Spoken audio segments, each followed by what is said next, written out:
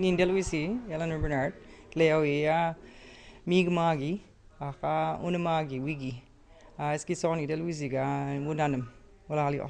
Bere burua aurkeztu berri digun emakume honek, Eleanor Bernard du izena eta Mi'kmaq izeneko hizkuntzan mintzatu zaigu. Membertur kanadiar tribuaren partaidetako bata, Euskal Herrian ditugu bertako hizkuntza, ohiturak, gizartea eta ekonomia ezagutzeko etorri dira.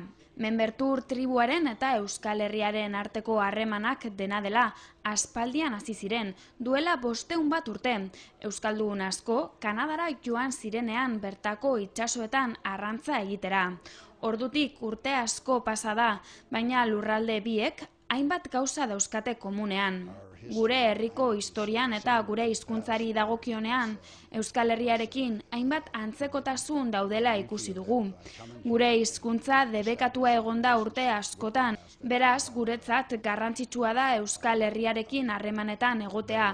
Horrek gure hizkuntza berreskuratzeko aukera emango digulako. Antzeko historia eta antzeko hitzak.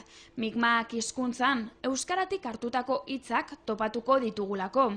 Arrantzale euskaldunak eta indiarrak urte luzez egin zuten lan elkarrekin eta elkar ulertzeko bi hizkuntzetako hitzak erabiltzen zituzten.